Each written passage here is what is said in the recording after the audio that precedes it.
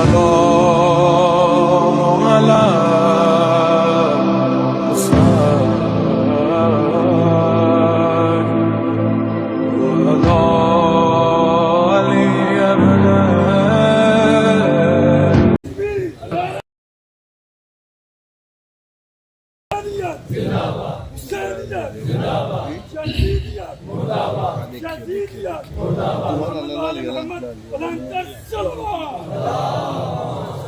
سمجھو تو یہ دنیا کسی چڑیا کی طرح ہے، شبیر کا بپھرا ہوا شہباز ہے عباس، اس لیے کرتا ہے طواف اس کی لحد کا، پانی کو یہ معلوم ہے کہ ناراض ہے عباس۔ گرامی پر سر جھکا کے آنکھیں بند کر کے نہایت ادب سے بلند کر صلوات۔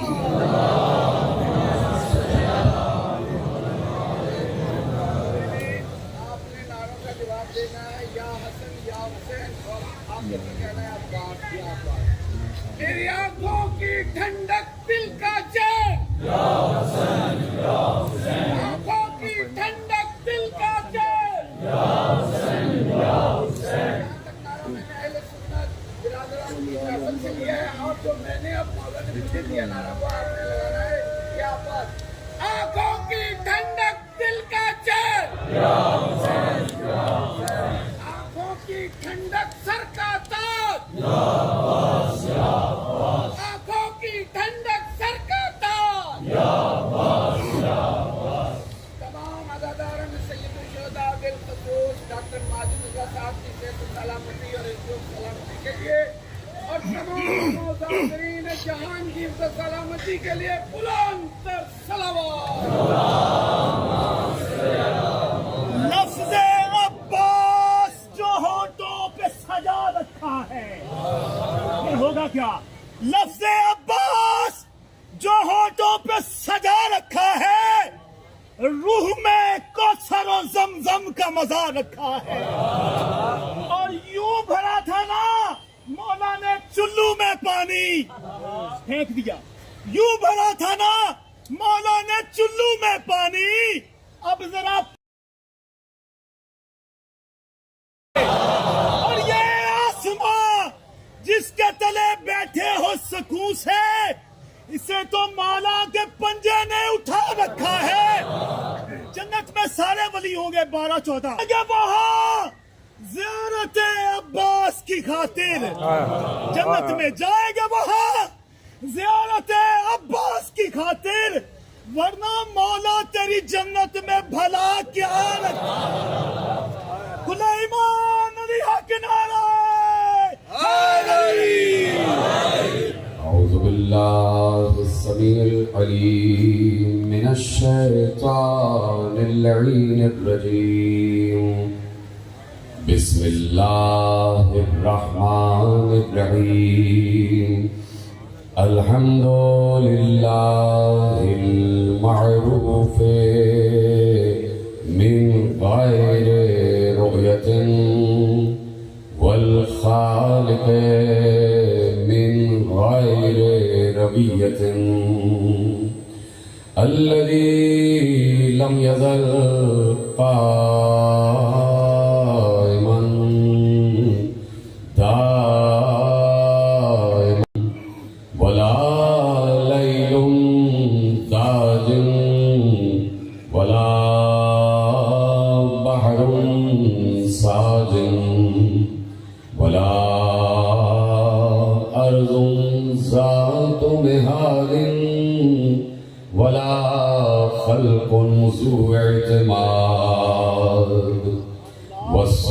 والصلاة والسلام والتحية والإكرام على نبي الرحمة وخازن المغفرة وقائل الخير والبركة ومنقذ العباد من الهلكة، سيدنا ومولانا أبي القاسم محمد۔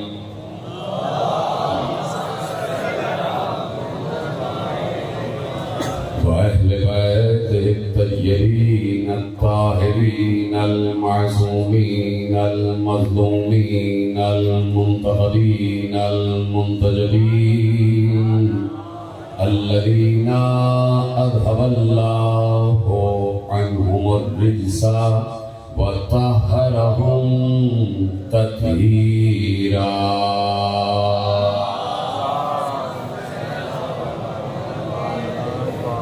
أما بعد فقد قال الله سبحانه وتعالى في محكم كتابه المجيد وفرقانه الحميد وقوله الحق. بسم الله الرحمن الرحيم. الذين آمنوا وتطمئن قلوبهم بذكر الله ألا بذكر الله تطمئن القلوب. صلوات محمد وآله. 1448 ہجری کے اشرے ماہ اعضاء کی آج آپ مرکزی امام بارگاہ دھوبی گھاٹ فیصل آباد میں 8ویں مجلس میں شریک ہیں. پروردگار عالم کا شکر ہے کہ اس نے ہمیں وہ شعور، وہ منزلت، وہ رفعت، وہ عظمت، وہ سمجھ، وہ تدبر، وہ تفہم، وہ تفکر، وہ تعقل، وہ ذہانت، وہ ذکاوت، وہ فراست، وہ سیانت، وہ دیانت، وہ ہمت، وہ حوصلہ، وہ عزم عنایت فرمایا ہے کہ ہم یہ بھی جانتے ہیں کہ مرتضیٰ کون ہے، ہم یہ بھی جانتے ہیں کہ مصطفیٰ کون ہے، ہم یہ بھی جانتے ہیں کہ مجتبیٰ کون ہے، ہم یہ بھی جانتے ہیں کہ انبیاء کون ہیں، ہم یہ بھی جانتے ہیں کہ اولیاء کون ہیں، ہم یہ بھی جانتے ہیں کہ معصومین کون ہیں، ہم یہ بھی جانتے ہیں کہ شہداء کون ہیں، ہم یہ بھی جانتے ہیں کہ صالحین کون ہیں، ہم یہ بھی جانتے ہیں کہ رحمت للعالمین کون ہے، ہم یہ بھی جانتے ہیں کہ طٰہٰ کون ہے، ہم یہ بھی جانتے ہیں کہ یاسین کون ہے، ہم یہ بھی جانتے ہیں کہ مزمل کون ہے، ہم یہ بھی جانتے ہیں کہ مدثر کون ہے، ہم یہ بھی جانتے ہیں کہ سراج المتین کون ہے، ہم یہ بھی جانتے ہیں کہ سراج المبین کون ہے، ہم یہ بھی جانتے ہیں کہ شاہد کون ہے، ہم یہ بھی جانتے ہیں کہ بشیر کون ہے، ہم یہ بھی جانتے ہیں کہ نذیر کون ہے، ہم یہ بھی جانتے ہیں کہ امام المتقین کون ہے، ہم یہ بھی جانتے ہیں کہ امیر المومنین کون ہے، ہم یہ بھی جانتے ہیں کہ یعصوب الدین کون ہے، ہم یہ بھی جانتے ہیں کہ یعصوب المسلمین کون ہے، ہم یہ بھی جانتے ہیں کہ قائد الغر المہجرین کون ہے، ہم یہ بھی جانتے ہیں کہ اسد اللہ کون ہے، ہم یہ بھی جانتے ہیں کہ اسد رسول اللہ کون ہے، ہم یہ بھی جانتے ہیں کہ حسنین کا نانا کون ہے، ہم یہ بھی جانتے ہیں کہ زہرا کا بابا کون ہے، ہم یہ بھی جانتے ہیں کہ علی کا سسر کون ہے، ہم یہ بھی جانتے ہیں کہ مصطفیٰ کا داماد کون ہے، ہم یہ بھی جانتے ہیں کہ مصطفیٰ کی ایک چہیتی بیٹی کون ہے، ہم یہ بھی جانتے ہیں کہ مصطفیٰ کے نواسے کون ہیں، ہم یہ بھی جانتے ہیں کہ کعبہ کیا ہے، ہم یہ بھی جانتے ہیں کہ دوش رسول کیا ہے، ہم یہ بھی جانتے ہیں کہ دوش رسول پہ بلند ہو جانے والا کون ہے، ہم مصطفیٰ کی نماز کو بھی جانتے ہیں، ہم مصطفیٰ کے رکوع کو بھی جانتے ہیں، ہم مصطفیٰ کے سجدے کو بھی جانتے ہیں، مصطفیٰ کے سجدے کے وقت پشت پہ آ جانے والے کو بھی جانتے ہیں.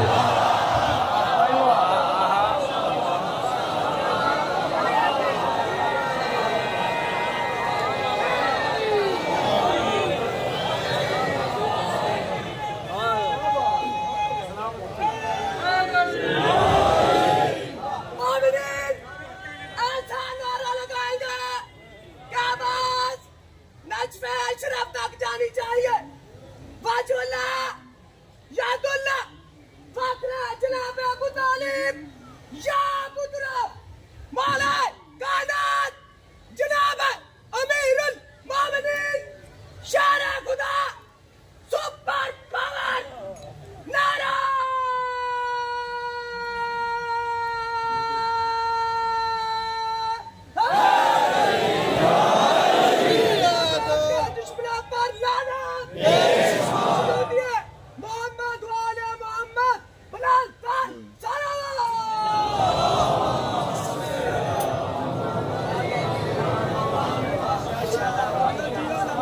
زمین سے آسمان تک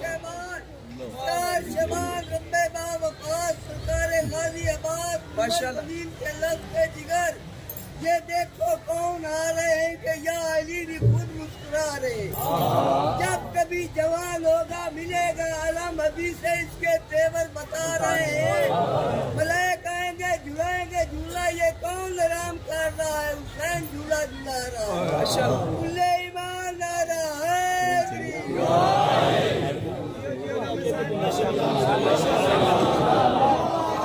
زمین سے آسمان تک، سرا سے ثریا تک لوح ہمیں بتائی گئی کہ کیا ہے، قلم کیا ہے، عرش کیا ہے، کرسی کیا ہے، سرادقات کیا ہیں، حجابات کیا ہیں، علم کیا ہے، علم کا عین کیا ہے، علی کا عین کیا ہے. میم مدینے کا میم کیا ہے اور محمد کا میم کیا ہے. حسن کا ہے کیا ہے، حسین کا ہے کیا ہے، علی کا عین کیا ہے، عباس کا عین کیا ہے. یہ سب ہم اس لیے جانتے ہیں کہ ہم حق مودت ادا کر رہے ہیں. اس لیے کہ اسی کو مودت کہتے ہیں.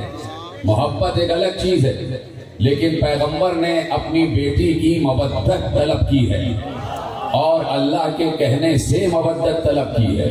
مودت اس وقت تک نہیں ہوتی کہ جب تک اس سے مودت کا تقاضا کیا گیا ہے اس کے ظاہر سے بھی واقفیت نہ ہو جائے اور اس کی روح سے بھی واقفیت نہ ہو جائے. اس لیے اپنی بیٹی سے مودت پیغمبر نے طلب کی کہ آخر میں طلب کی، جب تک اپنے گھر والوں کا رتبہ بتا نہ دیا. یہ کیسے ہو سکتا ہے کہ امت میں جہاں اتنے بڑے بڑے اجلہ اصحاب کرام ہوں رضوان اللہ تعالی علیہم اجمعین، کہ جو پیغمبر پر جان نثار کر رہے ہوں، جو پیغمبر کی شمع رسالت کے پروانے ہوں، جو پیغمبر کے پسینے پہ خون بہا دینے والے ہوں، کہ جو پیغمبر کے علم سے اپنی علم کی پیاس بجھا لینے والے ہوں، جو پیغمبر کے نقش قدم پر چل رہے ہوں، جو پیغمبر کے پسینے کو اپنے لیے دوا سمجھتے ہوں، جو پیغمبر کے لعاب کو اپنے لیے خوشبو سمجھتے ہوں، جو پیغمبر کی زلفوں کی تعریف کر رہے ہوں، جو پیغمبر کی پیشانی کی تعریف کر رہے ہوں، جو پیغمبر کے ابرو کی تعریف کر رہے ہوں، جو پیغمبر کی پلکوں کی تعریف کر رہے ہوں، جو پیغمبر کی آنکھوں کی تعریف کر رہے ہوں، جو پیغمبر کے رخسار کی تعریف کر رہے ہوں، جو پیغمبر کی بینی کی تعریف کر رہے ہوں، جو پیغمبر کے لبھائے مبارک کی تعریف کر رہے ہوں، جو پیغمبر کے دندان مبارک کی تعریف کر رہے ہوں، جو پیغمبر کے زبان مبارک کی تعریف کر رہے ہوں، جو پیغمبر کے زبان کی تعریف کر رہے ہوں، جو پیغمبر کے حلق کی تعریف کر رہے ہوں، جو پیغمبر کے حلقوم کی تعریف کر رہے ہوں، جو پیغمبر کے سینے کی تعریف کر رہے ہوں، جو پیغمبر کے شکم کی تعریف کر رہے ہوں، جو پیغمبر کے قدم کی تعریف کر رہے ہوں، جو پیغمبر کی نالین کی تعریف کر رہے ہوں، جو پیغمبر کے ہاتھوں کی تعریف کر رہے ہوں، جو پیغمبر کی شریعت پر عمل کر رہے ہوں، جو پیغمبر کی فقہ پر عمل کر رہے ہوں، جو پیغمبر کے ساتھ قیام کر رہے ہوں، جو پیغمبر کے پیچھے رکوع کر رہے ہوں، جو پیغمبر کے پیچھے سجدے کر رہے ہوں، جو پیغمبر کے پیچھے سلام پڑھ رہے ہوں، جو پیغمبر سے مصافحہ کر رہے ہوں، جو پیغمبر سے معانقہ کر رہے ہوں، جنہوں نے پیغمبر کو حالت ایمان میں دیکھا ہے اور اس کے ساتھ ساتھ پیغمبر کو حالت ایمان میں دیکھا ہے اور اس کے ساتھ ساتھ خندق میں کل ایمان کو دیکھا ہے. یہ کیسے ہو سکتا ہے کہ اتنے بڑے بڑے صحابہ کے ہوتے ہوئے پیغمبر کہیں مودت کرو تو علی سے، فاطمہ سے، حسن سے، حسین سے.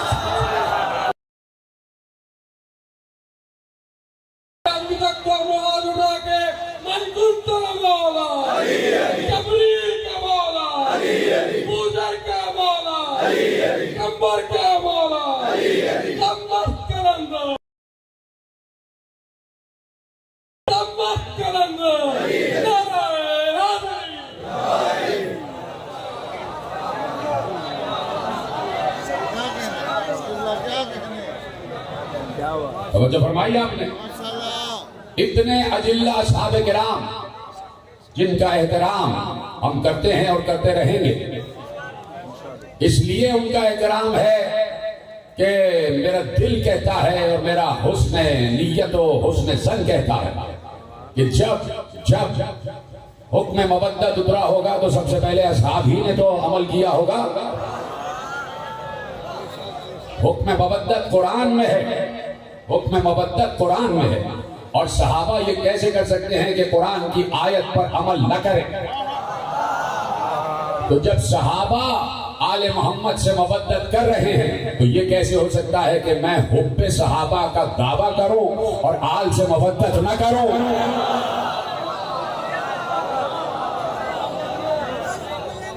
دنیا پاگل پاگل کہندی ہے، نہ کچھ دینا نہ کچھ لینا، ایویں گھومتی رہندی ہے۔ سچی سچی گل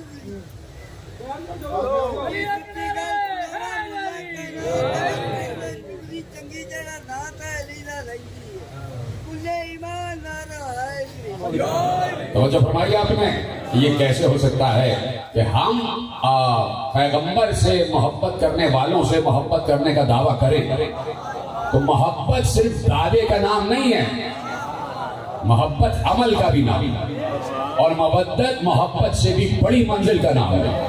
اور بڑی منزلیں یاد رکھنا، بڑی منزلیں بڑے درجے ہمیشہ بڑے لوگوں کے ہی حصے میں آتے ہیں۔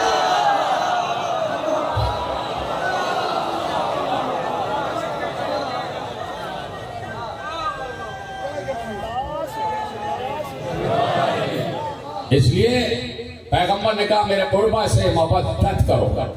مودت کیسی مودت؟ کیسی مودت؟ 2-4 دن پہلے کی تقریر سے متصل ہو رہا ہوں۔ مودت کیسی؟ کوئی ہے جو اس وقت حضرت ابراہیم علیہ السلام کا منکر ہو؟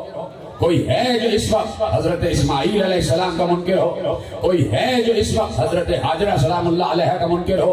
کوئی ہے جو اس وقت کعبے کا منکر ہو؟ کوئی ہے جو اس وقت بیت اللہ کا منکر ہو؟ اگر کوئی ہے کہ جو حج بیت خدا کا منکر ہو، کوئی ہے جو صفا و مروہ کی سعی کا منکر ہو، کوئی ہے جو خانہ کعبہ کے طواف کا منکر ہو، کوئی نہیں۔ اس لیے کہ اگر ان تمام میں سے جو میں نے ابھی آپ کے سامنے عرض کیا کسی ایک سے بھی انکار کیا تو گویا پورے دین سے انکار ہو گیا۔ حضرت ابراہیم کا انکار، دین سے انکار، اسماعیل کا انکار، دین سے انکار، حاجرہ کی سعی کا انکار، دین سے انکار، بیت اللہ کے طواف کا انکار، دین سے انکار، سرزمین مکہ سے انکار، دین سے انکار۔ حضرت ابراہیم کی نسل آج تک چل رہی ہے اور درود بھی آل ابراہیم پر ہے، درود بھی آل ابراہیم پر ہے۔ تو حضرت ابراہیم بہت بلند، بہت بڑی اور بہت عظیم ہستی کا نام ہے۔ صلوات پڑھ لیا کریں محمد و آل محمد۔ ایک طرف آگے والے مجھے اتنا سا آپ پر حق ہے کہ جو آگے بیٹھے نا وہ مجھے دیکھتے والے اگر دیکھتے رہے وہ الگ بات ہے، کوئی بھی آ رہا ہے، لیکن جب اہم بات ہوا کرے تو مجھے لگتا ہے کہ میری بات آپ کی اہمیت ہی نہیں رہتی۔ ادھر کیا دیکھتے ہیں؟ صلوات پڑھیں محمد و آل محمد۔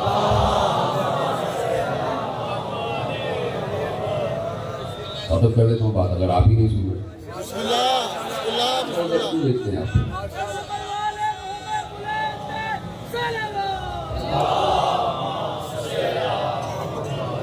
توجہ فرما رہے ہیں؟ میں نے اسی لیے عرض کیا کہ کوئی ان شعائر سے انکار نہیں کر سکتا، اور کرے گا تو دین سے خارج ہو جائے گا، دین سے خارج ہو جائے گا۔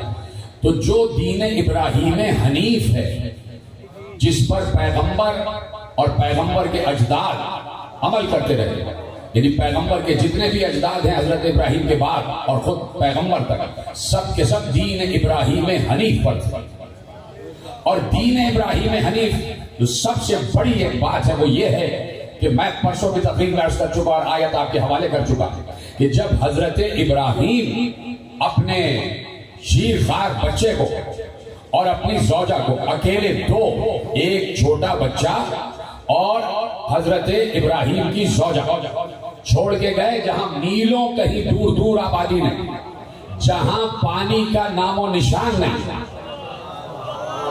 جہاں پانی کا نام و نشان نہیں۔ کوئی ہے حضرت ابراہیم جیسا اللہ کا اطاعت گزار کہ اللہ نے کہا اپنی زوجہ کو اور اپنے بیٹے کو یہاں چھوڑو اور یہاں چھوڑ کے چلے جاؤ؟ تو اب ابراہیم کوئی کام، کوئی عمل، کوئی قول اللہ کی مرضی کے بغیر نہیں کریں گے۔ کہا ہے اللہ نے تو حضرت ابراہیم نے چھوڑا۔ اور اب میرا دل کہتا ہے کہ جو حضرت ابراہیم دعا مانگیں گے وہ بھی اللہ کے کہنے سے مانگیں گے، جو دعا مانگیں گے وہ بھی اللہ کے کہنے سے مانگیں گے۔ اس لیے حضرت ابراہیم جب جناب حاجرہ اور جناب اسماعیل کو چھوڑ کر جانے لگے تو جاتے جاتے قرآن میں ہے کہ جاتے جاتے دعا مانگی فَاجْعَلْ أَفْئِدَةً مِّنَ النَّاسِ تَهْوِي إِلَيْهِمْ پروردگار میں اپنی ذریت کو بے آب و گیاہ صحرا میں چھوڑ کر تیرے لیے جا رہا ہوں، اس لیے جا رہا ہوں لِيُقِيمُوا الصَّلَاةَ تاکہ یہ یہاں پر نماز قائم کریں۔ فَاجْعَلْ أَفْئِدَةً مِّنَ النَّاسِ تَهْوِي إِلَيْهِمْ پروردگار تو یہ کر کہ کوئی بھی جب ان کی طرف آئے، میری ذریت کی طرف آئے تو آنے والے کے دل میں ان کی مودت قرار دے۔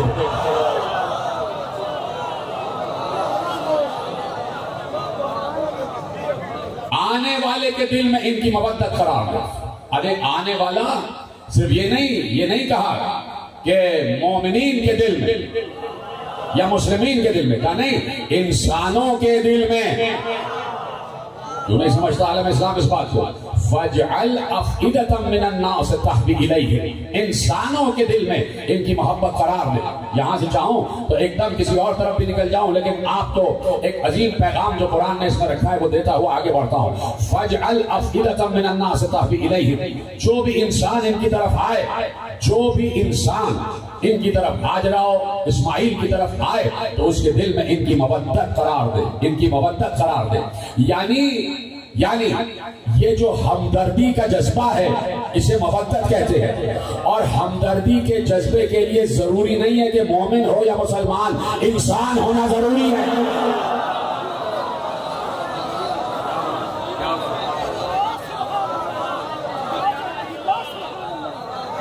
انسان ہونا ضروری ہے۔ اس لیے اللہ نے درد کا پہلو رکھا انبیاء کی تاریخ میں۔ کہاں بیٹھے ہیں آپ؟ انبیاء کی تاریخ میں درد کا پہلو رکھا، یعنی کوئی نبی بھی ایسا نہیں ہے سوائے ایک یا دو کے، وہ بھی جناب داؤد اور سلیمان کو جب حکومت ملی ہے تو اس سے پہلے کے ان کے حالات دیکھیے، ان کے حالات بھی درد سے آشنا تھے۔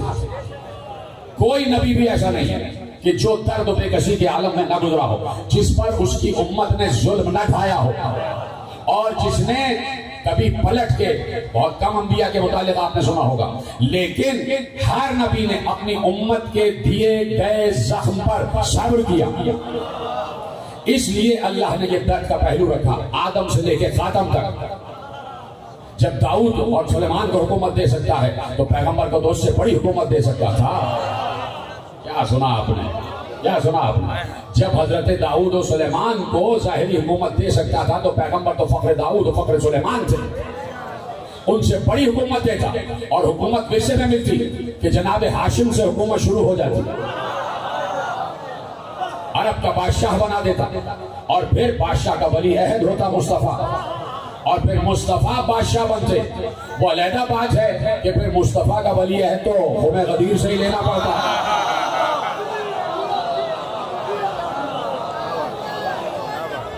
تو اب یہ ظاہری حکومت کیوں نہ دی؟ اس لیے کہ اللہ کو معلوم ہے کہ یہ ظاہری حکومت اس لیے نہیں دے رہے کہ دنیا ختم ہونے والی ہے، اس کی قسمت میں فنا ہے، اور میں کسی فنا چیز کو اپنے محبوب بقا کو کیوں عطا کر دوں؟ وہ محبوب کہ جس کا چہرہ باقی رہنے والا ہے، میں کسی فانی چیز کو اسے کیوں دے دوں کہ جسے الٹیمیٹلی ختم ہی ہونا ہے، جس حکومت کو یعنی حتمی طور پر اختتام پذیر ہی ہونا ہے، وہ میں اپنے محبوب کو کیوں دے دوں؟ وہ میں رحمت کو کیوں دے دوں؟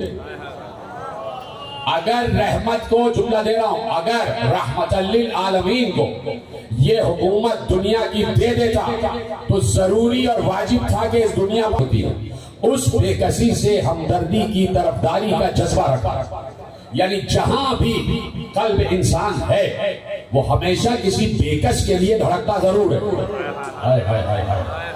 پیغامات جا رہے ہیں اور آپ میرا ساتھ دے رہے ہیں، وہ ہر، اور اس لیے اب بات آ گئی کہ قلب ہے، فؤاد جو ہے یہ طے کرتا ہے کہ انسان کو مثبت کی طرف جانا ہے یا منفی کی طرف، حق کی طرف جانا ہے یا باطل کی طرف، سویرے کی طرف جانا ہے یا اندھیرے کی طرف، تاریکی کی طرف جانا ہے یا ظلمت کی طرف، شام کی طرف۔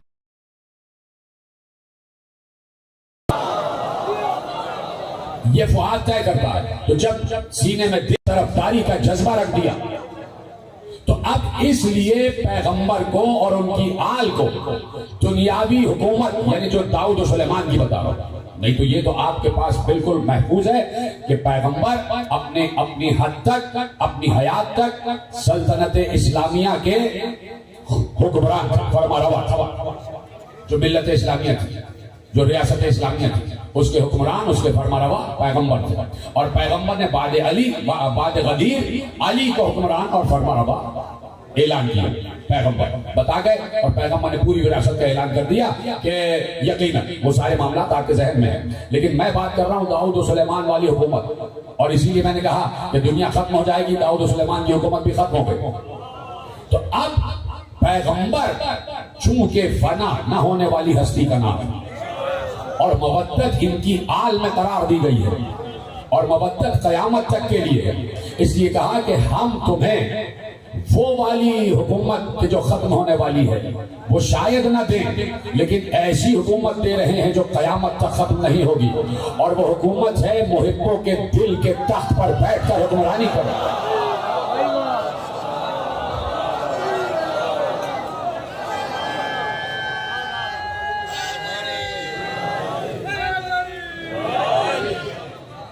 کہ امت کے دلوں کے تخت پر بیٹھ کر حکمرانی کرو, اور اس حکمرانی کو اللہ نے ملک عظیم کے نام سے یاد کیا.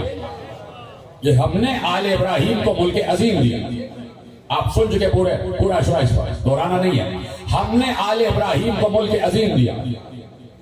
اب لاؤ حضرت آدم سے لے کے حضرت عیسیٰ تک 1,24,000 انبیاء, حضرت جبرائیل سے لے کے دردائیل تک کھرب ملائکہ, جن انسان, حضرت ابراہیم جیسا اولو العزم, حضرت موسیٰ جیسا اولو العزم, حضرت عیسیٰ جیسا اولو العزم, حضرت نوح جیسا اولو العزم, ایسے انبیاء گزر گئے. جنات, انسان, فرشتے, ملائکہ, اولیاء, شہداء, صالحین, صدیقین. لاؤ کوئی ایسا جملہ دے دو اگر اجازت سے, ضائع نہ کریے گا. اتنے بڑے بڑے انبیاء اور ان کی ذریت گزر گئی, درود صرف محمد و آل محمد پر ہے, کسی پر نہیں.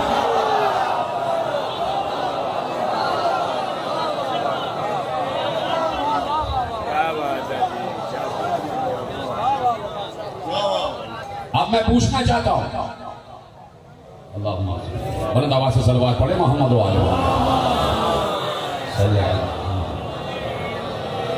اب میں پوچھنا چاہتا ہوں ایک سوال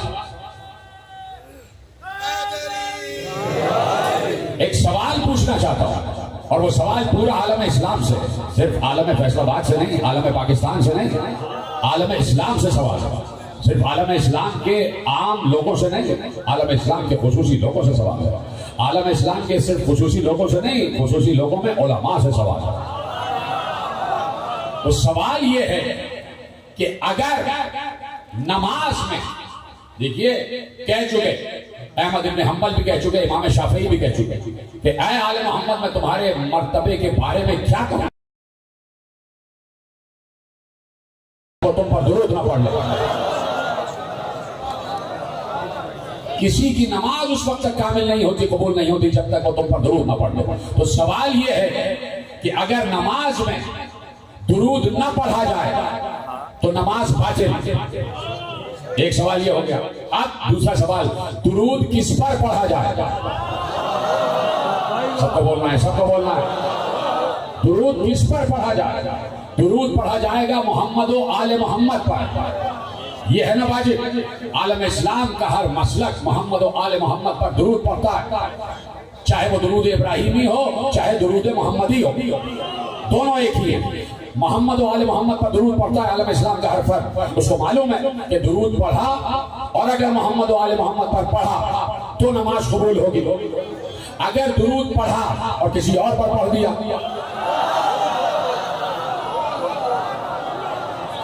درود تو پڑھا اور کسی اور پر پڑھ دیا, تو صرف درود پڑھنا کافی نہیں ہے. کس پر پڑھا جا رہا ہے؟ یہ بھی دیکھا جائے گا. درود پڑھا اور کسی اور پر پڑھ دیا تو نماز رد، نماز منہ پہ مار دی جائے گی. یہ 1400 برس بعد آج کے عالم کو تو معلوم ہے، کیا 1400 برس پہلے صحابہ کو معلوم نہیں تھا؟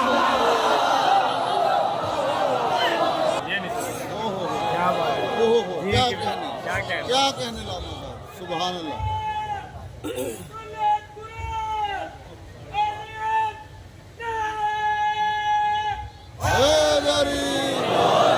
سبحان اللہ.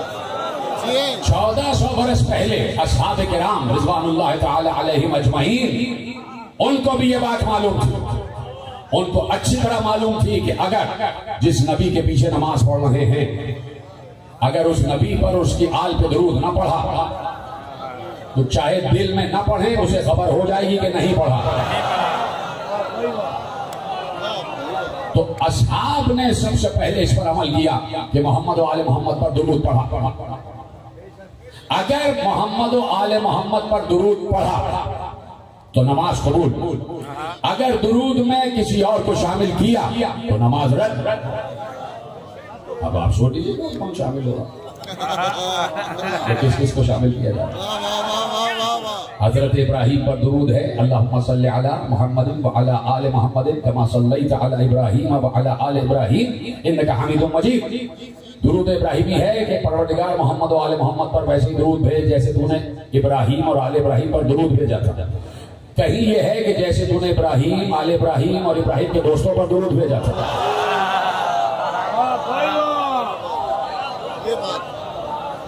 تو آل محمد کا سب سے بڑا ملک یہ ہے کہ ان پر قیامت تک درود، ان پر قیامت تک درود. اور وہ درود مودت کی سب سے بڑی شکل ہے. درود مودت کی سب سے بڑی شکل ہے کہ اگر اٹھتے بیٹھتے چلتے پھرتے کھاتے پیتے سوتے جاگتے ہر وقت حق مودت ادا کرنا چاہتے ہو تو درود مسلسل رہے، تاکہ معلوم ہو کہ تمہارے دل میں کون.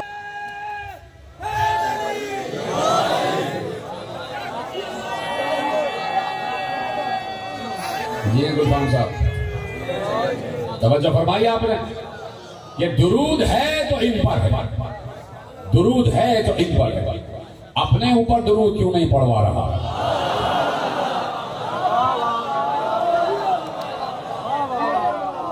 توجہ کر رہے ہیں نا. اس لیے نہیں کہ جس کا رابطہ ہم سے ہے درود اسی پر ہوگا. اللہ سے رابطہ تو ان کے ذریعے سے ہے، اللہ سے تو ان کے ذریعے سے مربوط، اللہ سے تو ان کے وسیلے سے مربوط. ہماری دعائیں ان کے وسیلے سے قبول، ہماری نمازیں ان کی نمازوں کے صدقے میں آسمانوں تک پہنچتی، اور پہنچتی اس وقت ہے جب ان پر درود پڑھ لیا جائے. آل پر درود نہ پڑھا جائے تو نمازیں بھی آسمانوں تک نہیں پہنچتی. نہ معلوم کس کس کے منہ پہ مار دی جاتی ہوں گی. کچھ لوگوں کے منہ پہ ماری جاتی ہیں اس لیے پھٹکار برستی ہے منہ پہ. کہ جب آل محمد سے بغض ہوگا، محمد و آل محمد سے دشمنی ہوگی تو یقیناً اللہ ایسی عبادتوں کو قبول نہیں کرتا. کہ جیسی عبادت ہم نے کہی ہے ویسی عبادت کرو، اور اسی عبادت کا شوق و تشویق دلایا ہے اللہ نے. یہ بس عبادتوں میں نکھار آ جاتا ہے، عبادتوں میں بہار آ جاتی ہے، عبادتوں میں خوشبو آ جاتی ہے، عبادتوں میں رنگ برنگ پہلو آ جاتے ہیں. کہ جب 14 کا تذکرہ درود کے ذریعے کرتے ہو تو 14 رنگ کی عبادت ہو جاتی ہے. کسی عبادت میں رحمت جھلکتی ہے، کسی عبادت میں شجاعت جھلکتی ہے، کسی عبادت میں عصمت جھلکتی ہے، کسی عبادت میں حسن جھلکتا ہے، کسی عبادت میں صبر جھلکتا ہے، کسی عبادت میں عبادت کی زینت جھلکتی ہے، کسی عبادت میں باقر العلوم جھلکتا ہے، کسی عبادت میں جعفر صادق کا صدق جھلکتا ہے، کسی عبادت میں موسی کاظم کا ضبط جلال جھلکتا ہے، کسی عبادت میں علی رضا کی رضا جھلکتی ہے، کسی عبادت میں محمد تقی کا تقوی جھلکتا ہے، کسی عبادت میں علی نقی کی نقاوت جھلکتی ہے، کسی عبادت میں حسن عسکری کی ہیبت جھلکتی ہے. اور ہماری عبادتوں میں تو غیبت بھی جھلکتی ہے، ہیبت بھی جھلکتی ہے، رعب بھی جھلکتا ہے، تاپ بھی جھلکتا ہے.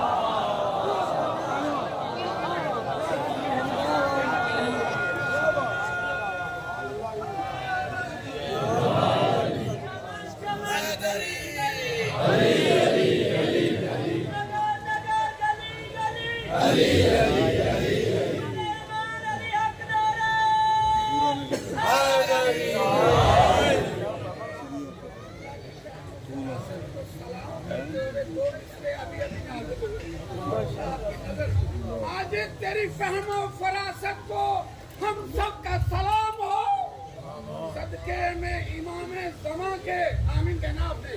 صدقے میں امام زمان کے تو ہمیشہ بولتا رہے. سلامت رہے. بہت شکریہ آپ کا. یہی دعائیں آپ کی چاہیے اور کچھ نہیں چاہیے.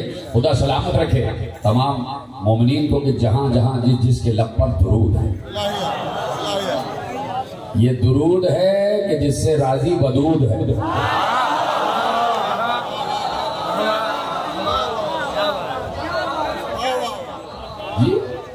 جس سے راضی رب ودود ہے.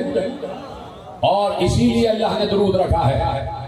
اس لیے اللہ نے درود رکھا ہے کہ وہ خود درود پڑھتا ہے اور درود پڑھنے والے کو اپنے اس کام میں شریک کر لیتا. کتنی بڑی ایک سلطنت ہے, سلطنت مودت آل محمد.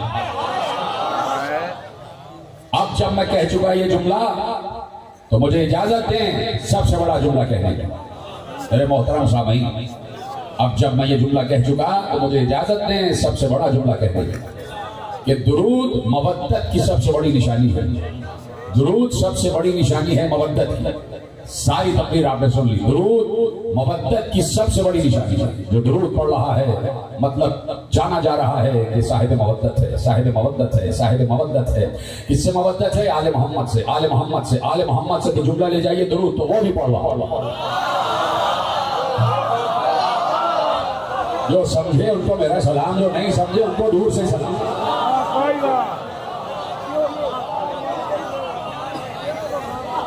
درود تو وہ بھی پڑھ رہا. اس کا مطلب ہے کہ مودت میں ہم اور وہ.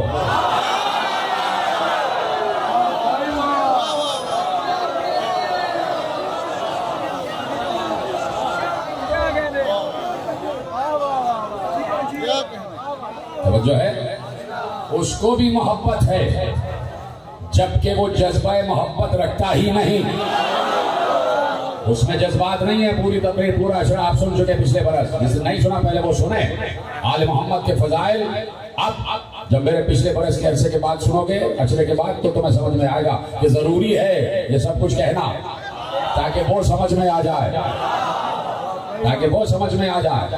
تو آل محمد کی مودت ہر دل میں اللہ نے قرار دی ہے, اس لیے کہ وہ خود بھی محبت کرتا ہے, حالانکہ اس کے دل میں جذبہ محبت نہیں ہے, جذبہ نفرت نہیں. جذبات سے آری ہے لیکن صفات سے خالی نہیں ہے.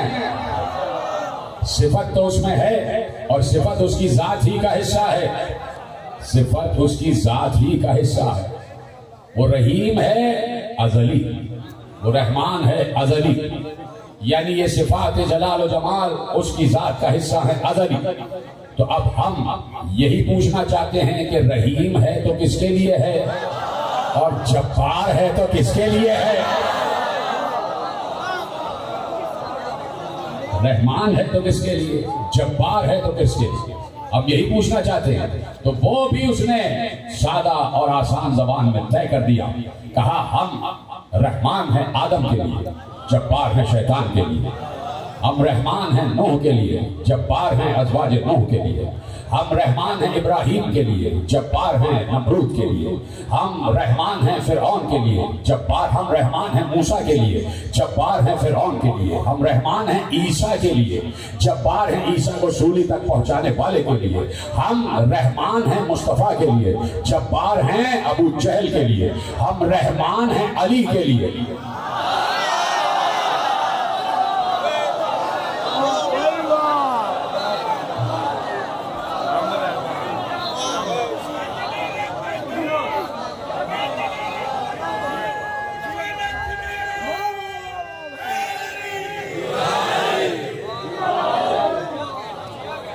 ہم رحمان ہیں علی کے لیے, جبار تم خود طے کرو کس کے لیے ہونا چاہیے.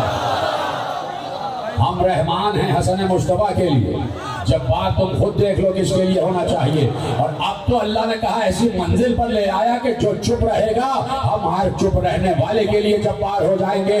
ہم رحمان ہیں حسین کے لیے, جبار ہیں یزید کے لیے.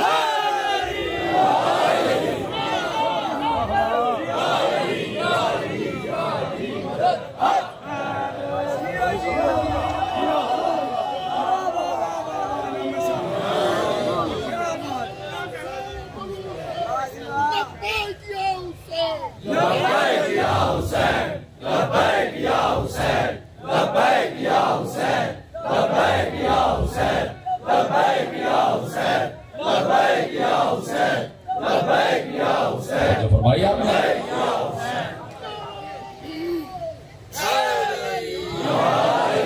ہم رحمان ہیں حسین کے لیے اور جبار و قہار ہیں ہر یزید کے لیے. جبار و قہار ہیں یزید کے لیے، اس لیے کہ ہم رحمان ہیں حق کے لیے اور جبار و قہار ہیں باطل کے لیے. تو اب تم کو طے کرنا ہے کہ ہماری رحمت چاہیے یا قہر چاہیے. اللہ دے دیا میں نے، نتیجہ دے دیا. تم کو طے کرنا ہے کہ ہماری رحمت چاہیے یا ہمارا قہر چاہیے. ہماری رحمت چاہیے یا ہمارا قہر چاہیے، یہ تمہیں طے کرنا ہے. ہم تم پر زبردستی نہیں کرتے. تمہارا کان پکڑ پکڑ کے ہم مسجد میں نہیں لاتے. تمہارا کان پکڑ پکڑ کے ہم بزم حسینی میں نہیں لاتے. ہم نے بتا دیا کہ مسجد کا وہی ذکر ہے جو اس بزم حسینی کا ہے. جو بزم حسینی کا ذکر ہے وہی مسجد کا ذکر ہے. اس لیے کہ مسجد میں ہم نے ایک ہی دروازہ کھلا رہا.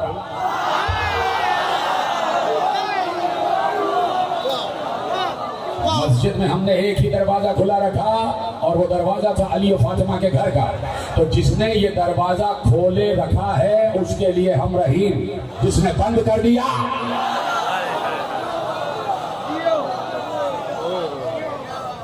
تو کہاں کہاں اس کی رحمت و قہر ہے. تو کہہ دیا طے کرو.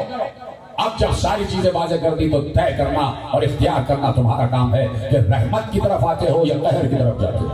تو یہ جتنے سنی اور شیعہ جہاں جہاں بیٹھے ہوئے چاروں طرف، انہوں نے طے کر لیا کہ رحمت کی طرف آنا ہے. اس لیے یہ ہمیشہ لبیک یا حسین کہتے ہیں اور حسین کو علیہ السلام کہتے ہیں. یزید کو ہمیشہ لعنت اللہ ہی کہتے ہیں. توجہ فرمائی آپ نے. اس لیے شیعہ سنی سب نے مل کے طے کر لیا کہ ہم حسینی رہیں گے.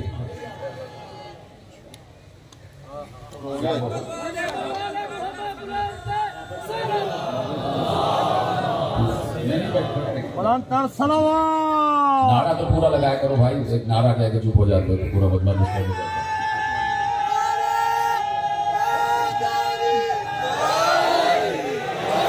طے کر لو امت مسلمہ کہ رحمت کون ہے اور زحمت کون ہے. رحمت کون ہے اور زحمت کون ہے. جو رسول رحمت کو مانتا ہے وہ امت رحمت ہے. جو رسول رحمت کو زحمت دینے والوں کو مانتا ہے طے کیا جائے. رحمت اور زحمت میں ایک نقطے کا ہی فرق ہے.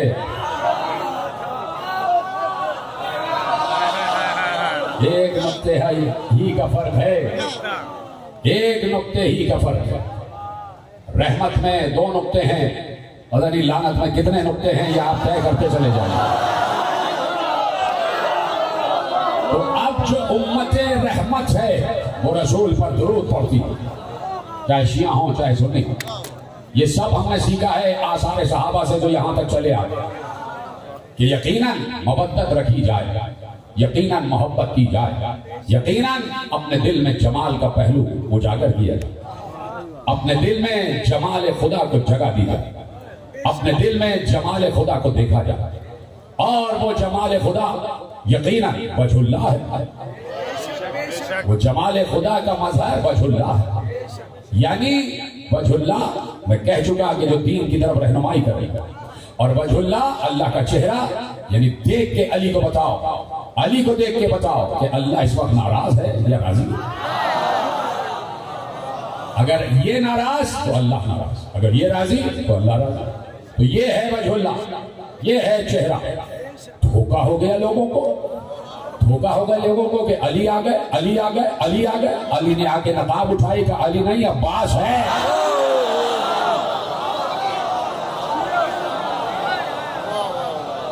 تو کہاں کہاں وجہ اللہ کی وراثت جا رہی ہے. اس لیے علی نے عباس مانگا کہ پروردگار مجھے عباس جیسا بیٹا دے دے جو ہو بہو میری شبیہ ہو. یہ کیسے ہو سکتا ہے کہ کربلا میں شبیہ رسول تو آئے اور شبیہ علی نہ آئے. شبیہ رسول اکبر اور شبیہ علی عباس. آپ نے جیسے میں نے نام عباس لیا آپ کے دلوں پر دستک ہوا، آپ کے دل لرز گئے، اس لیے کہ نام عباس یہ بڑا پرہیبت نام ہے. ہوں گے اور بھی لوگوں کے نام عباس، لیکن جب علی نے اپنے بیٹے کا نام عباس رکھا تب پتا چلا کہ واقعاً عباس کسی کو ہونا چاہیے، علی کے بیٹے ہی کو عباس ہونا چاہیے. عجیب نام ہے. نام مکتوبی شکل میں دیکھو تو لگتا ہے پنجہ ہے، کبھی دیکھنا عباس کا نام لگتا ہے جیسے واقعی پنجہ دیکھ رہے ہو. کبھی مکتوبی شکل میں دیکھو تو لگتا ہے ایثار و وفا کا پیکر ہے. کبھی لکھا ہوا نام دیکھو تو معلوم ہوتا ہے قربانی کا مرقع ہے. کبھی نام لکھا ہوا دیکھو تو معلوم ہوتا ہے کہ علی کی شجاعت کا شعر بے شک شجاعت ہے. کبھی نام لکھا ہوا دیکھو اور پڑھو تو معلوم ہوتا ہے کہ سب سے بڑا اگر اطاعت گزار معصوم ہے تو عباس ہے. عباس دیکھیے، امام کاظم کا لقب ہے کاظم. کاظم کا مطلب ہے جلال پر ضبط کرنے والا، غصے پر ضبط کرنے والا، اپنے جلال کو قابو میں رکھنے والا، غیظ کو اختیار میں رکھنے والا، اس کو کہتے ہیں کاظم. عباس کا مطلب ہے بفرا ہوا شیر. عباس کا مطلب ہے بفرا ہوا شیر، پھاڑ کھا جانے والا شیر. نام عباس ہوتے ہوئے اگر کوئی کاظم ہو جائے، اللہ، عباس کا نام ہے اور صفت ہے کاظم. کظیم ہے عباس کہ اپنے غصے پر، اپنے جلال پر قابو پایا، اس کو کہتے ہیں عباس. کہ شیر بے شک شجاعت بھی ہیں، پھاڑ کھانے والا شیر بھی ہے، لیکن جیسے ہی امام نے کہا عباس تلوار نیام میں رکھ لو. عباس، یہ دارالامارہ ہے مدینے کا، چھت کے نیچے جنگ نہیں ہوگی. عباس نے تلوار نیام میں رکھ لی. 4 محرم کو کہا عباس خیمے ہٹا دو، پانی پہ جنگ نہیں ہوگی. عباس نے تلوار نیام میں رکھ لی. 7 محرم کو بفر گیا تھا شیر بے شک شجاعت، روک لیا. عباس جنگ کا موقع آئے گا. جا رہے تھے پانی لینے سکینہ کے لیے، کہ عباس دفاع کے لیے نیزہ لے جاؤ، مشق لے جاؤ، بیٹا جنگ نہیں کریں گے. اس کو کہتے ہیں جلال پر ضبط، اس کو کہتے ہیں کاظم، اس کو کہتے ہیں صفت کظیم. یہ ہے عباس. کون سمجھ میں، اس کی سمجھ میں آئے کہ عباس کیا ہے؟ کون سمجھے کہ عباس کیا ہے؟ یا تو حسین سے پوچھو عباس کیا ہے، یا کربلا سے شام تک زینب سے پوچھو عباس کیا ہے، یا تو عصر عاشور تک حسین سے پوچھو کہ عباس کیا ہے، یا کربلا سے شام تک سکینہ کے رخسار سے پوچھو عباس کیا ہے. یہ ہے عباس کہ آج سب رو رہے ہو. کوئی آنکھ ایسی نہیں ہے کہ جو عباس پر گریہ نہ کر رہی ہے، اس لیے کہ جس پر مان ہے حسین کو وہ ہے عباس. جو سکینہ کی پیاس کی آس ہے وہ ہے عباس. جو اہل حرم کے پردے کا پاس ہے وہ ہے عباس. حفاظت حسین کا جو عکاس ہے وہ ہے عباس. آج بھی دریا جس کے گرد چکر لگا رہا ہے وہ ہے عباس.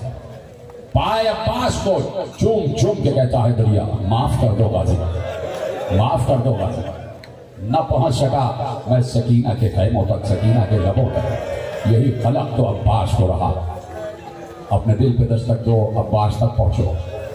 اور میں اتنی بڑی دعا اس وقت شہزادی کے حضور مانگ رہا ہوں کہ بی بی اس پورے مجمع میں سے جس نے اب تک کربلا میں روضہ عباس کی زیارت نہیں کی، بی بی اسی برس ان کو بولو، یہ دیکھیں کہ عباس کا جلال کیا ہے. آج بھی روضہ عباس میں عباس کا جلال. بی بی آپ کو واسطہ، آپ کی چادر کا واسطہ ہے، ان میں سے جس نے بھی زیارت نہیں کی ہے یہاں سے وہاں تک، یہ بھی سب کو اسی برس عباس کا روضہ دکھائیے. کربلا معلیٰ میں یہ بین الحرمین میں کھڑے ہو کے دیکھیں، ایک طرف آقا ہے، دوسری طرف گلاب ہے.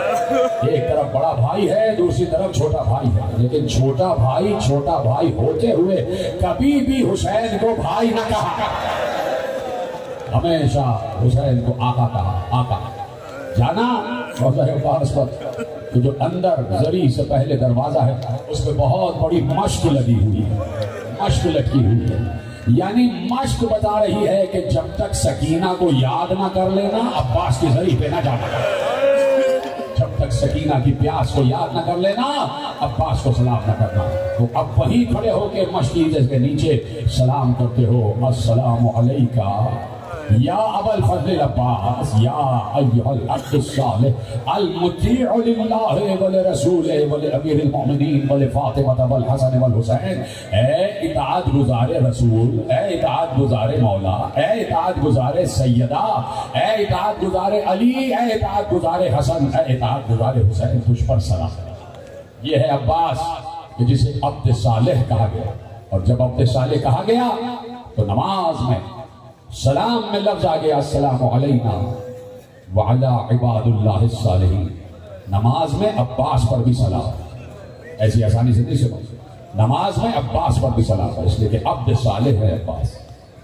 کہہ چکا میں اور مسلسل آپ سن رہے ہیں اور ختم ہو گئی تقریر کہ عباس کا آنا حسین کے ساتھ ضروری تھا۔ حسین نے اپنی ساری طاقت منقسم کر دی، صرف عباس کو اپنے ساتھ لے کے آیا، عباس کو اپنے ساتھ لے کے آیا، اس لیے کہ عباس قوت بازو حسین ہے، سب سے بڑھ کر سکینہ کا بہت چہیتا چچا ہے۔ سکینہ چچا کے بغیر نہیں رہ سکتی، بابا کے بغیر جیسے نہیں رہ سکتی، چچا کے بغیر نہیں۔ شب آتی سکینہ حسین کے سینے پر سوتی، صبح ہوتی سکینہ عباس کی گود میں آتی۔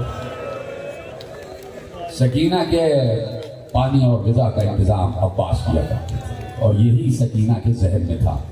کہا چچا بہت پیاس لگ رہی ہے۔ خیمہ سکینہ کے سامنے سے گزر رہے تھے، بی بی کی آواز آ رہی تھی، بی بی ام رباب سے چھوٹی بچی کہہ رہی تھی اماں چند قطرے پانی کے کہیں سے مل جائیں۔ بس ام رباب کی آواز آ رہی تھی، بچی کو سینے سے لگا کے کہا سکینہ بیٹی تجھے معلوم ہے یہ جھولے میں اصغر بھی پیاسا ہے، گھر میں ایک قطرہ نہیں ہے۔ کہا چھوٹی اماں، کہا میری اماں میری زبان پر کانٹے پڑے ہوئے ہیں۔ یہ الفاظ باہر خیمے سے عباس کو کان تک ٹکرا، اس لیے کہ ابھی حسین ابن علی سے اجازت لے کے باہر آئے تو حسین نے اجازت نہیں دی۔ جب آخری بار آئے چچا، کہا آقا مجھے اجازت دے دیجیے، میرے مولا مجھے اجازت دے دیجیے۔ کہا عباس تمہیں کیسے اجازت دے دوں، تم تو میری فوج کے سپہ سالار ہو۔ عباس نے دائیں دیکھا بائیں دیکھا اور کہا مولا اب وہ فوج رہی کہاں؟ ایسے دیکھا، گردن جھکا کے کہا آقا اب وہ فوج رہی کہاں کہ جس کا سپہ سالار میں ہے؟ سب تو چلے گئے۔ سینے سے لگا لیا عباس سکینہ کو ابھی آس ہے، تم تو اہل حرم کے پردے کے محافظ ہو بیٹا، تھم جاؤ، تمہارے جانے سے میری کمر ٹوٹ جائے گی، تھم جاؤ۔ چلے سکینہ کے خیمے کے سامنے سے گزرے، سکینہ کے الفاظ کانوں سے ٹکرائے کہ اماں میں بہت پیاسی ہے۔ باہر سے آواز دی سکینہ بیٹا چچا بلا رہا ہے۔ سکینہ دوڑتی ہوئی آئی، جی چچا۔ کہا بیٹا پیاس لگ رہی ہے؟ کہا چچا یہ دیکھیے زبان میں کانٹے پڑے، میں خشک ہو چکا ہوں اور زبان میرے تالو سے چپک رہی ہے، زبان میرے رخساروں سے چپک رہی ہے۔ کہا سکینہ تمہاری ایک چھوٹی مشق بھی ہے نا بیٹا، جلدی سے مشق لے کے آ جاؤ۔ سکینہ سوکھی ہوئی مشق لے کر آئی۔ کہا یہ لیجیے چچا۔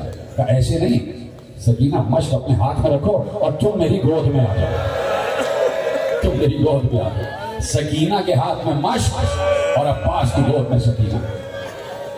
سمجھ گئے عباس کہ اب میرا مولا مجھے روکے گا نہیں۔ اسی عالم سے حسین کے سامنے آ گیا۔ حسین نے عباس کو دیکھا، سکینہ کو دیکھا، سکینہ کے ہاتھ میں سوکھی ہوئی مشق کو دیکھا، تو اب عباس سے تو کہہ چکے تھے نا کہ کیسے اجازت دے دوں، تو اب عباس سے نہیں کہا، اب سکینہ کی طرف رخ کر کے کہا سکینہ ہم سمجھ گئے کیوں آئی ہو بیٹا، یہ بتاؤ اگر اس وقت چچا چلا جائے اور واپس نہ آئے تو کیا کرو گے؟ واپس نہ آئے تو کیا کرو گے؟ کہہ دیا جاؤ عباس جاؤ، بچے پیاسے ہیں، بچے پیاسے ہیں، ان کے لیے کوئی سبیل آب کرو، کوئی پانی کی سبیل کرو۔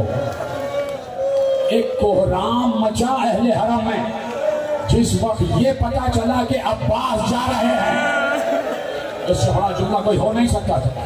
اہل حرم میں گریے کا شور آسمانوں تک پہنچا جب بیویوں کو معلوم ہو عباس جا رہے ہیں، ساری بیویاں خیمے میں جمع ہو گئیں۔ ارے ہمارے پردے کا محافظ جا رہا ہے، ارے ہمارا اہل حرم کی آس جا رہا ہے، ہمارا نگہبان جا رہا ہے۔ عباس جانے کے لیے تیار ہوئے۔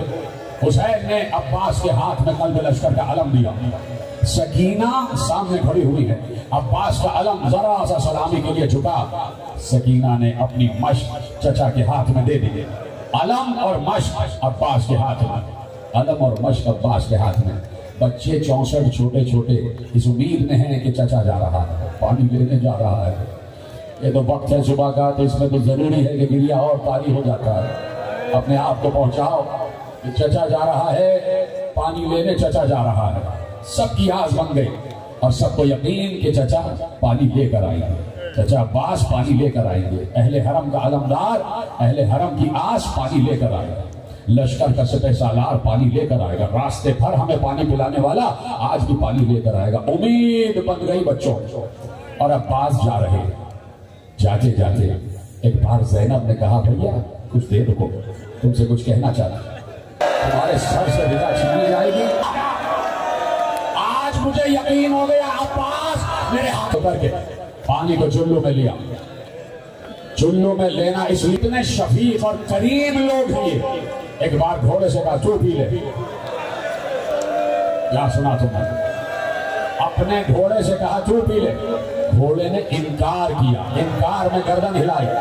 علماء عرفان نے لکھا کہ گھوڑا بھی اصل میں زبان بے زبانی سے کہہ رہا تھا کہ میرا آقا حسین پیاسا ہے، میرے آقا حسین کا ذوالجناح بھی پیاسا ہے، آقا حسین کے بچے پیاسے ہیں. یہاں کے تو جانور بھی بڑے وفادار ہوتے ہیں، اس لیے ہم ذوالجناح کی شبیہ نکالتے ہیں کہ ایسے وفادار جان. اور پھر کہا اب روک کر دکھاؤ. ختم کر دی میں نے تقریر. عباس خیمہ سے دریا تک جب آئے تو دوسرے راستے سے آئے. دریا سے خیمہ گاہ تک جانے کے لیے عباس نے مختصر راستہ اپنایا، اسے کہتے ہیں غازریہ. عباس کی صرف یہ تمنا تھی کہ پانی کسی طرح سے میری آقا زادی خیمے کے دروازے پر کھڑی ہے، اسے آس ہے کہ چچا پانی لا رہا ہے. چچا پانی قیامت ہو گیا اس لیے کہ وہاں درخت بہت زیادہ تھے، درخت زیادہ تھے. دایاں بازو کٹ کے زمین پر گرا. کربلا میں آج بھی وہ مقام زندہ ہے. بائیں بازو سے مشق کو سنبھالا، بایاں بازو کٹ کے گرا تو ایک بار کٹکے سے علم بندھا ہوا ہے. عباس تیزی سے دوڑ رہے ہیں، یہاں تک بازو کٹ چکے ہیں، لیکن مشق کو دانتوں میں دبائے ہوئے ہیں کہ کسی طریقے سے سکینہ تک پہنچ جائے. مشق کا تسمہ دانتوں میں. میر مونس نے لکھا کہ مشق کو دانتوں میں پکڑے ہوئے یوں لاتا ہے دہنے شیر میں جس طرح شکار آتا ہے. ایسے عباس آ رہے تھے، دانتوں سے مشق کو تھامے ہوئے پڑھتے جا رہے تھے. ہمت بندی ہوئی تھی. بازو کٹ گئے کوئی بات نہیں، بازو کٹ گئے کوئی بات نہیں، پانی بچا ہوا ہے، مشق بچی ہوئی ہے. بولو ہائے حسین، کوئی خاموش نہ رہے. مصائب سننے بیٹھے ہو تو مصائب سننا، آگے جو بیٹھے ہیں ان پر رونا واجب ہے. ایسے مصائب نہیں پڑھوں گا. عباس کی شہادت ہے، عباس کی شہادت ہے. مجھے دیکھو ادھر، عباس کی شہادت ہے. سب جو آگے بیٹھے رہنا اور ہائے عباس کہتے رہنا. پوری زندگی آتے ہو نا علم عباس پر چھڑیرا پکڑ کے مانگتے ہو عباس. مولا عباس ہماری یہ پریشانی ہے، اور وہ باب الحوائج تمہاری پریشانی کو دور کرتا ہے. آ جاؤ اسی عباس کو پھر آگے عقیدت. اور کیسے؟ دو آنسو بہا لو. ہائے عباس کہتے، آنسو نہ نکلے پرواہ نہ کرنا، کم از کم سینے پہ ہاتھ مار کے ہائے عباس کہتے رہنا. اس لیے کہ حسین کا قوت بازو ہے، حسین کا قوت بازو ہے. جب عباس گرے ہیں تو حسین نے کمر تھامی ہے. اس لیے کہہ رہا ہوں روتے رہنا، تمہارا گریہ آسمانوں پر پہنچ جائے. عباس نے کہا بازو کٹ جائیں کوئی پرواہ نہیں، یا مشق سکینہ تک پہنچ جائے. لیکن اس وقت تو عباس کی بھی آس ٹوٹ گئی جب ایک سنسناتا ہوا تیر چلا، مشق کو چھیدتا ہوا عباس کے سینے سے پار ہوا. مشق سے پانی بہ گیا، اوپر سے گرج لگا، عباس کا سر سگاتا ہوا. دریا کے کنارے عباس زمین پر گر. عباس نے وہیں سے آواز دی، آقا آپ پر سلام. یہ نہیں کہا کہ مدد کو آؤ، یہ نہیں کہا کہ مدد کو آؤ، آقا آخری سلام. حسین کے کانوں تک عباس کی صدا آئی. ایک بار حسین نے کمر تھام کر کہا بھیا مجھ سے چلا نہیں جاتا، میری کمر ٹوٹ گئی. کیسے حسین پہنچے لاش عباس پر یہ حسین جانتے. रास्ते में हुसैन के पांव से कुछ टकराया। हुसैन ने नजर झुकाकर देखा, अब्बास का कटा हुआ बाजू पड़ा था। खत्म कर देता हूं तकलीफ। अब्बास का कटा हुआ बाजू पड़ा था। हुसैन ने वो बाजू उठाया, चूमा, भाई का कटा हुआ बाजू चूमा। आगे बढ़े, दूसरा बाजू नजर आया, दोनों बाजुओं को उठाया, चूमा, चूमते हुए चले। लग रहा था अब्बास जैसे पैदा हुए थे ना 4 शाबान को, इस तरह अब्बास हुसैन की गोद में आए थे। अब्बास के शानों को जमीन पे रखा, कटे हुए बाजुओं को, और इसका कहानी बयान कर रहा हूं। जिसे रोना नहीं आता वो गर्दन झुका, और रोना जो जानता है वो पता है कि कैसे रोया जाता है, कैसे गिरिया किया जाता है। अब्बास के कथा, आपका शुक्रिया, गुलाम के पास आ गए, गुलाम के पास आ गए। अब्बास ऐसा ना कहो, आका बस आखिरी दम है, तुम्हें बना से शर्मिंदा है। बच्ची से पानी का वादा किया था, पानी न ला सका, वो तो यकीनन बात सही थी, लेकिन असल बात ये थी कि अब्बास चाहते थे कि मेरा आका सुबह से थक चुका ना। हुसैन ने, अब्बास ने कहा मेरा लाशा खेमे में ले जाइएगा। आका जब मेरी कब्र बने तो उसमें लिखिएगा ये सरकार शकीना की कब्र है। अब जो मेरे भाई ने कहा वो पढ़ रहा हूं। शाकिर आया कब्र अब्बास पर, मामा पैक करके तूने क्या याद दिला दिया? अरे भाई अब्बास के टुकड़ा टुकड़ा कर दिया है।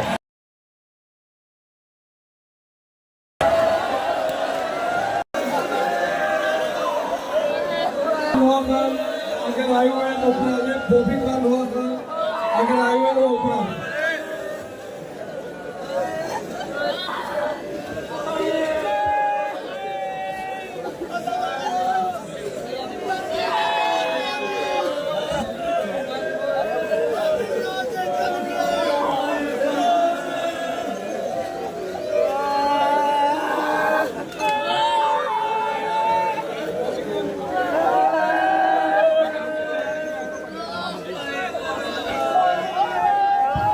या हुसैन या हुसैन या हुसैन या हुसैन या हुसैन या हुसैन।